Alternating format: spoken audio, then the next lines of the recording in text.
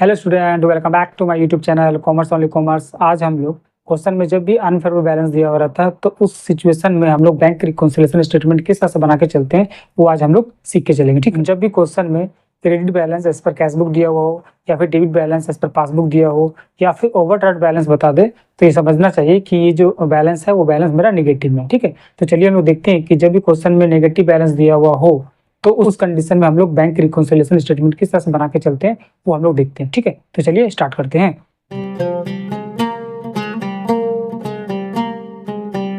ये फॉर्मेट है bank reconciliation statement as on 31 March 2021।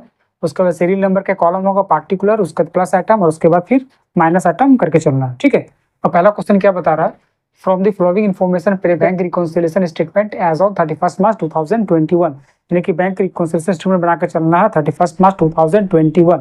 वही हम लोग यहाँ पर लिखे हैं कि bank reconciliation statement as on 31 March 2021। उसके बाद फिर हम लोग सीरियल नंबर पार्टिकुलर प्लस का आइटम होगा और माइनस का आइटम होकर चलेगा। उसके बाद यहाँ पर रुपीस भी लिख सकते हैं, कोई प्रॉब्लम नहीं है। पहला नंबर क्या बता रहा है कि bank overdraft as per passbook ₹36,000। यहाँ पर जो है वो ओवरड्राफ्ट बैलेंस दिया हुआ। ठीक है, यानी कि ओवरड्राफ्ट बैलेंस का मतलब मैंने क्या बताया था कि अनफेवरेबल बैलेंस होता है। अनफेवरेबल बैलेंस का मतलब ये नेगेटिव में होता है और तीन कंडीशन होता है। तीन कंडीशन हम लोग ये समझना चाहिए कि वो जो बैलेंस है वो नेगेटिव बैलेंस है। एक होता है ओवरड्राफ्ट बैलेंस जो कि क्वेश्चन में दिया है वो, दूसरा हो सकता है debit balance as per passbook और तीसरा हो सकता है credit balance as per cash book. ठीक है, तो यहाँ पर मेरा नेगेटिव बैलेंस दिया हुआ है तो इसीलिए इसको क्या करेंगे, सबसे पहले इसको यहाँ लिख देते हैं। नंबर 1 बैंक ओवरड्राफ्ट, जो क्वेश्चन में दिया हुआ वही लिख देंगे, bank overdraft as per passbook. ठीक है, चूंकि ये नेगेटिव है इसलिए इसका अमाउंट जो है वो नेगेटिव में, यानी कि माइनस आइटम में हम उसको लिख देंगे 36,000 रुपीज। ठीक है, उसके बाद हम लोग एक रफ करते हैं। रफ कैसे करना है, यहाँ पर एक कैश बुक यहाँ लिख देते हैं हम लोग, कैश बुक, और उसके बाद एक पासबुक लिख देते हैं। ठीक है, अब हम लोग क्या करना है कि जो मेरा bank overdraft as per passbook जो दिया हुआ है इसको हम किसे टैली करके चलना है, इसको एज पर कैश बुक के हिसाब से हमको टैली करके चलना पड़ेगा, तब तो वो दोनों मैच होगा। ठीक है, तो हम लोग दूसरा क्वेश्चन देख लेते हैं कि cheque issued but not presented for payment. Cheque तो इशू किए लेकिन वो अभी तक से प्रेजेंटेड नहीं हुआ है पेमेंट के लिए, यानी वो बैंक गया ही नहीं। तो ऐसा सिचुएशन में क्या हो गया कि कैश जो है वो कैश मेरा माइनस हो गया और पासबुक जो है वो पासबुक मेरा प्लस हो गया। ठीक है, अब सर कैसे हो गया, मान लो कि 10,000 रुपया कैश बुक, मान लो कि 20,000 रुपया कैश में था और 20,000 रुपये पासबुक में था, उसमें से 19,700 रुपये हम लोग चेक इशू कर दिए। तो हम लोग कैश बुक तो माइनस कर दिया, यहाँ पर 300 हो गया, लेकिन यहाँ तो पहुंचा ही नहीं, यानी नो एंट्री, यहाँ 20 का 20,000 रह गया, तो कैश बुक क्या हो गया, माइनस हो गया और पासबुक क्या है मेरा प्लस है। ठीक है, समझ में आ गया। तो हम लोग क्या करेंगे कि यहाँ पर मैच करने के लिए हम लोग कैश बुक का साइन देके चलना कि कैश बुक में क्या साइन है, तो कैश बुक मेरा क्या है, माइनस का साइन है, इसलिए जो अमाउंट हम लोग लिखेंगे उसको हम लोग क्या करना है, माइनस में लेके चलना है। यानी सेकंड नंबर में क्या लिखेंगे हम लोग, लिख देंगे check issued but not presented for payment.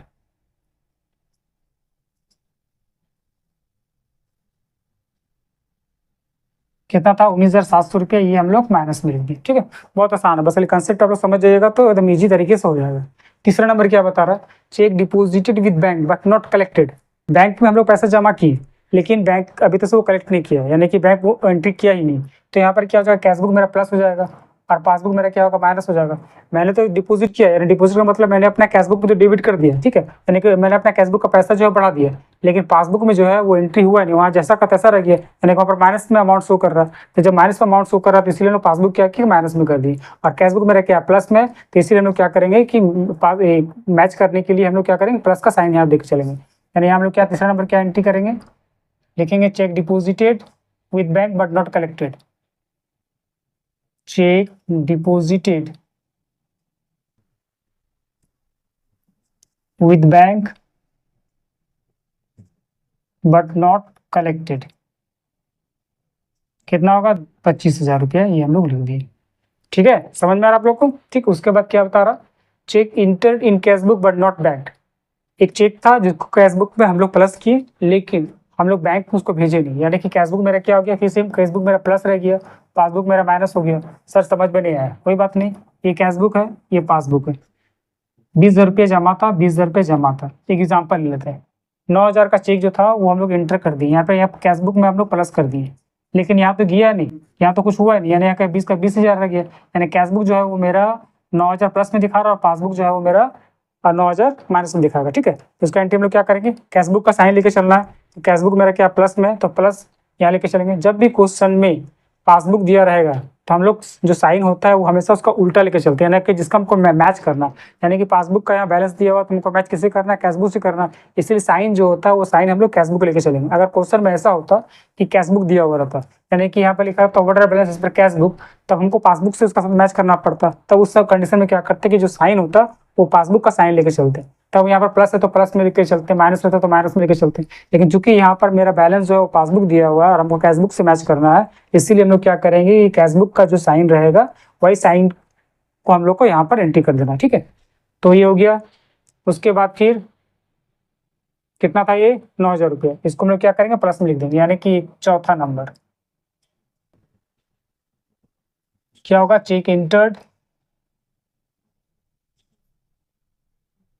In cash book but not bank, 9,000 रुपया यहाँ लिख दिए। ठीक है, उसके बाद फिर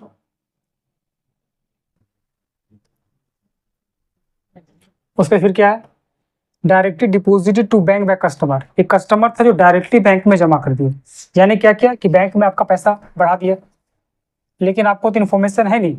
इसका मतलब क्या है कि आपका कैश बुक में जो पैसा वो माइनस में 20,000 रुपये जमा था, कैश बुक में 20,000 रुपये था। एक कस्टमर है जो डायरेक्टली बैंक में 11,000 रुपये जमा कर दिए, तो बैंक का पैसा तो बढ़ गया 31,000, लेकिन यहाँ पर तो कोई एंट्री नहीं हुई, यानी यहाँ का 20,000 का 20,000 ही हो गया, यानी ये माइनस में शो कर रहा है, ये प्लस में शो कर रहा है, कितना का 11,000 का शो कर रहा है, इसलिए यहाँ पर माइनस हो गया, यहाँ प्लस हो गया। कितना का अमाउंट है, 11,000 रुपये। और हमको कैश बुक का साइन लेके चलना, तो कैश बुक मेरा क्या माइनस है, इसलिए उसका अमाउंट जो होगा हम लोग माइनस में लेके चलेंगे। यानी कि पांचवा नंबर क्या होगा, डायरेक्टली डिपॉजिटेड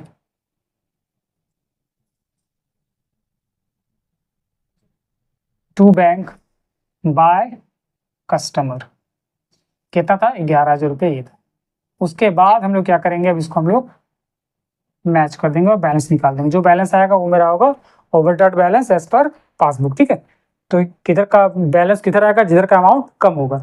तो किधर का अमाउंट कम है देख लेते हैं, किधर का ज़्यादा। पहले 36 और 11 47 47 56 66 66,700 66,700 66,700 में से अब 34 घटा देंगे, यानी कि 66,700 में से 34,000 गया तो कितना बचा 32,700। ये लिखेंगे हम लोग overdraft balance as per cash book. कितना आया 32,700। यही तरीका है बनाने का। ठीक है, समझ में आ गया आप लोग को, बहुत ही आसान है। आप लोग प्रैक्टिस कीजिए, आराम से समझ में आ जाए। ठीक है, आज के लिए बस इतना ही, मिलते हैं नेक्स्ट वीडियो में। तब के लिए बाय। आप लोग प्रैक्टिस करते रहिए। ठीक है।